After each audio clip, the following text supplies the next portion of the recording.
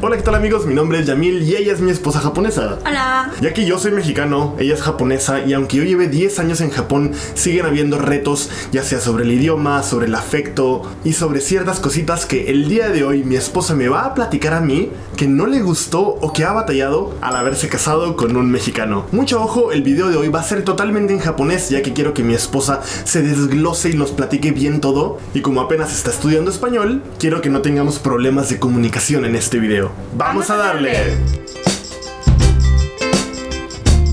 まず一つ目なんだけど、保険について。はい。日本ではさ、いろんな保険に入るじゃん。例えば火災保険、火事の保険とか、車の保険、自転車もあるし、海外旅行、犬のペットの保険とか、あと死亡保険とかさ。でもとにかくさ、日本では保険に入るのが当たり前じゃん。でもさ、メキシコに行ってみんな保険に入ってないんでしょ。まあ僕の周りだと確かに9割ぐらい入ってないかな。日本人にとってはさ、それすっごいびっくりしたことだったの。私たちが結婚して同棲して、じゃあ保険に入ろうってなった時にさ、結構さ、ヤミルって感じだったじゃん。どうしようかなーってね。そう入る必要あるのかなってさ、ずっと悩んでたじゃん。で、私が最終的にヤミルを説得できたかなって思ったのが、私が大学の哲学の授業で習ったことだったんだけど、損失回避の法則っていうのさ、例えば偶然1万円を手に入れたか、偶然1万円をなくしちゃったっていう2パターンがあったとしたら、1万円なくしちゃったっていうことの方が人生において重大なことだって人間はよく思うんだって。だから先生曰く、とにかく損を避けた方がいい、保険はだから入っといた方がいいよって先生に言われてたのね。だからそのまんまをヤミルに話したら、じゃあ確かに保険は入った方がいいのかもしれないねって言ってくれたじゃん。はい。だからこの違いはね、結構カルチャーショック、深いカルチャーショックだったなって思った。2人の関係っていうよりも、2人が結婚した上での問題ってことだね。そう結婚しないとそんな問題さ出てくるなんて分かんないじゃんね。分かんない。これはやっぱり僕メキシコ人だからラテンの血が流れてるから楽観的なんだよね。どうしてもずっとポジティブだから、そんな問題が起きないでしょとか、交通事故なんて何年に1回でしょみたいなって思っちゃうから、保険に入ったらもはや出費の方が高いんじゃないかなってずっと思ってたわけ。だからメキシコ人はなかなか入らないわけよ。なんだけどそういう問題ではなく、もらったお金よりも飛んでったお金の方が痛いっていうことで、なるほどって思った。結局赤字になったとしても、それで幸せを買っているかもしれない、ね。そうまさに安心を買ってるのと一緒だよね。はい、勉強になりました。よかったです。2つ目、楽観的とか適当なところ。例えば旅行に行った時にさ、ヤミルって全然プラン決めないじゃん。まあ最低もちろん海外に行く時は飛行機とあとホテルぐらいはさ決めるけど、でもそれ以外さ本当に全然決めないよね。行きたいレストランとかもだいたい現地で探すし、あと交通機関とかもさ全然下調べしないよね。しないね。で、私はさすっごいするタイプじゃん。確実にここは絶対行きたいっていうレストランとか、あと例えば美術館とかさ、いろいろ決めておいて、そのいくつか行きたいっていうポイントの近くのホテルをさ必ず私取るじゃん。行きたいっていうところが決まってないと、もしかしたらさそのホテルがさ行きたいところとめちゃくちゃ離れてるさ可能性あるじゃん。そしたらさ、その間のさ現地でのさ交通費とかさ時間ってすっごい無駄じゃん。めんどくさいし毎回さ行くの。まあでも私はさ自分の行きたいところとかさ自分のプランで動きたい方だからさ、それはヤミルと相性はいいなって普段は思うんだけど、普通の旅行だったらね。ただ何が問題かって、出張とかさ、あと旅行中に仕事をしないといけない時とかよくあるじゃん私たち。その時結構困るんだよね。全然なんかプラン立ててくれないじゃん。唯一言えるのは、僕もそれが問題だと分かってて直したいなって思うんだけど、あとおそらく僕はプランを立てる時ってすぐに満足できるかもしれない。でそれ良くないなと思う。例えば大阪に行きましょう、こういう撮影をしましょうって決めて、僕は大体どこら辺で撮るか、大体どういう内容で撮るかを決めて、あ、それでいいじゃん、あ、うまくいくでしょうって思っちゃうんだけど、別の人からするとそれだけじゃ甘いって思うじゃん。もっともっといろいろ調べた方が万が一例えば雨が降ったりとか、あともし電車が動いてなかったりとか、そういう時に困るから、僕のプランだと困るっていうことだよね。あとあれだね、立てるのが遅いってとこだね。立てるのが遅い。プランを立てるのが遅い。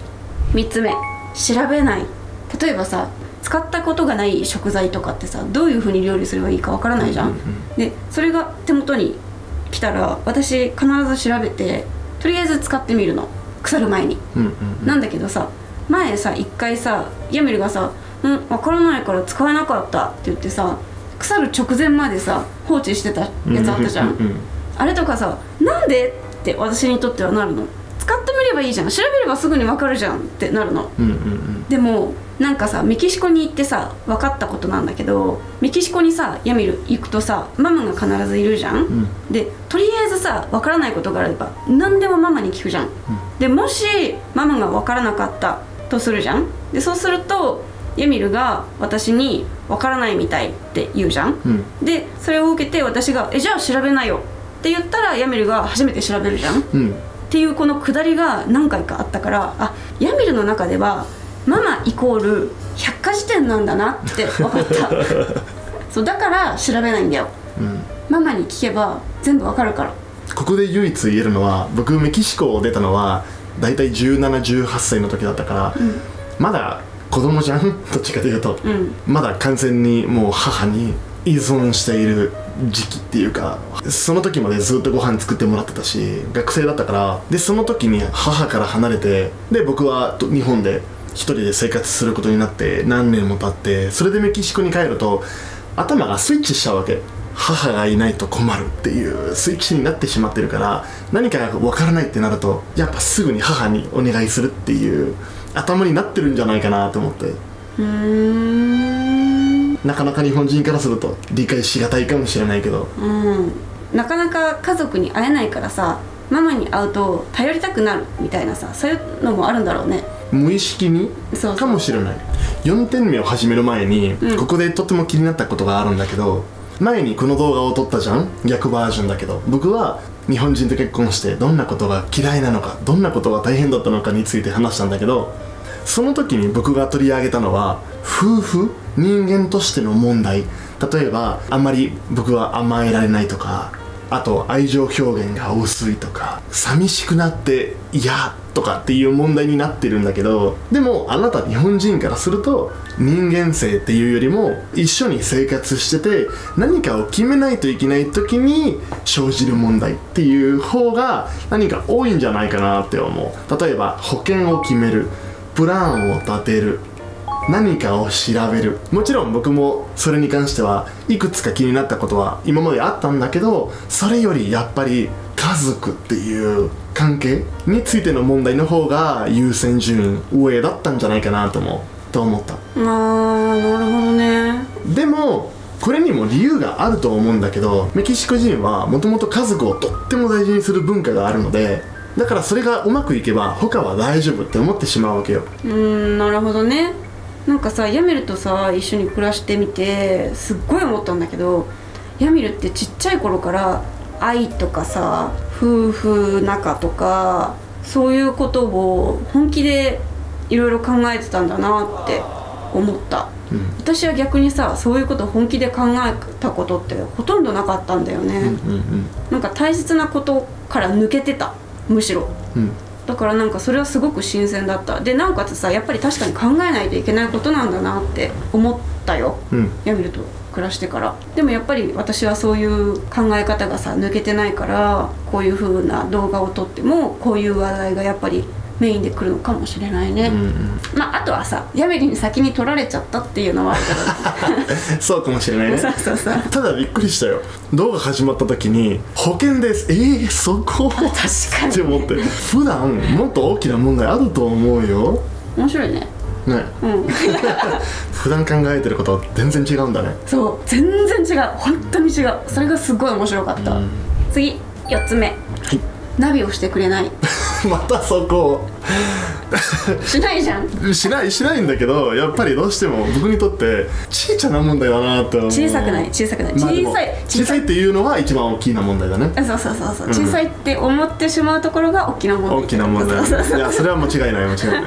だからもう聞きます。はい。いいと思いますよ。はい。私たちのさ車さナビついてるじゃん。はい。でもさ Google マップで調べた方がさ楽な時ってあるじゃん、新しい住所とか、近場とかさ、でさそういう時ってさ必ず助手席に座ってるさヤミルがさ自ら進んで Google マップ開いて調べて案内してくれるじゃん、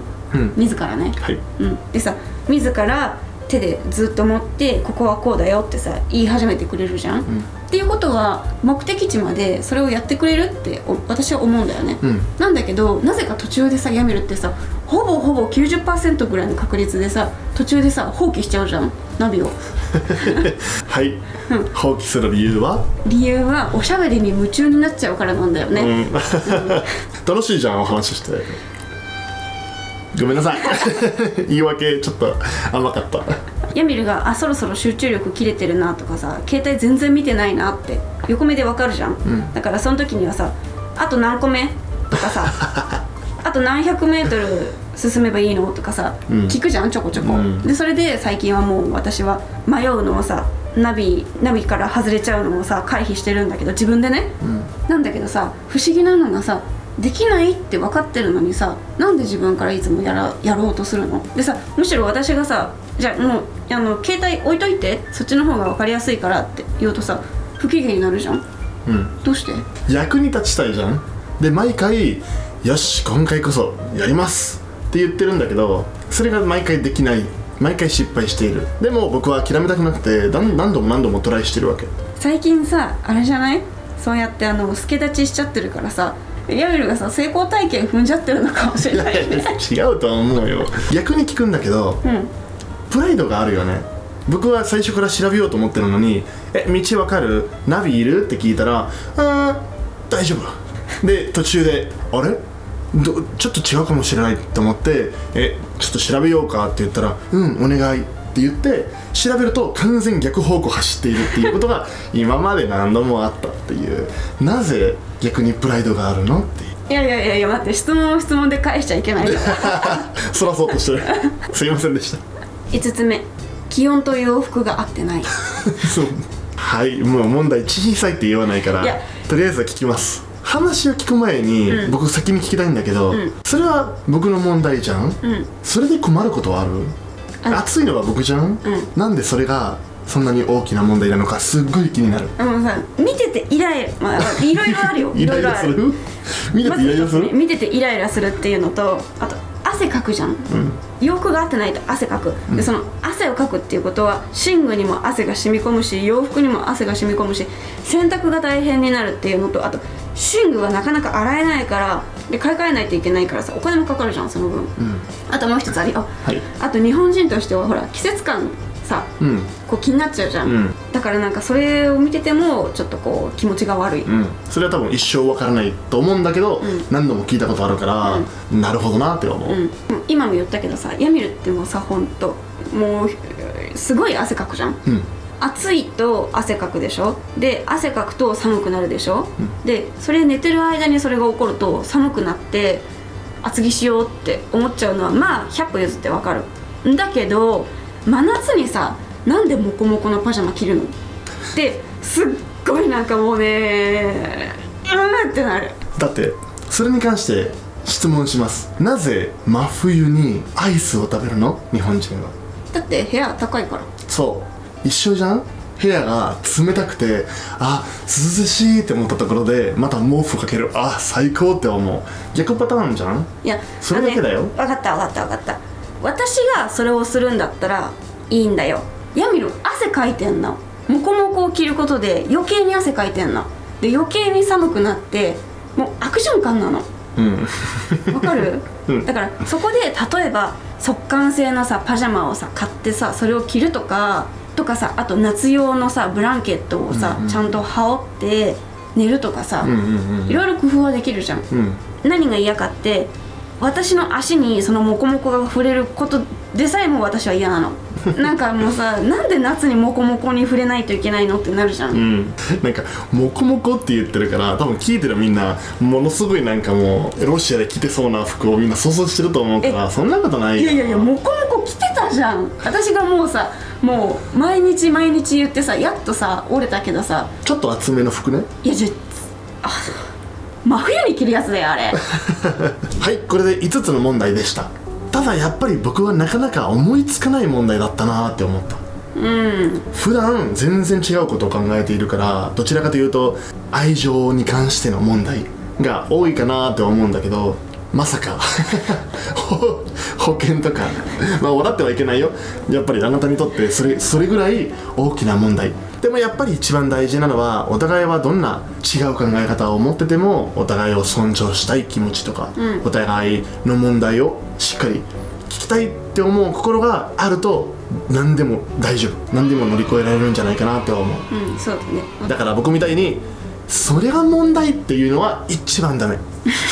それ絶対言っちゃいけない。それが一番大きな問題だから、そうだね。さっきのはちょっとねアウト、ごめんなさい。冗談だったからいいじゃない。冗談でした。Así finalizamos el video de hoy, amigos. Espero que les haya gustado. Dejen su like, dejen un comentario y nos vemos en el siguiente episodio. Hasta la próxima. Chao, chao. Chao, chao.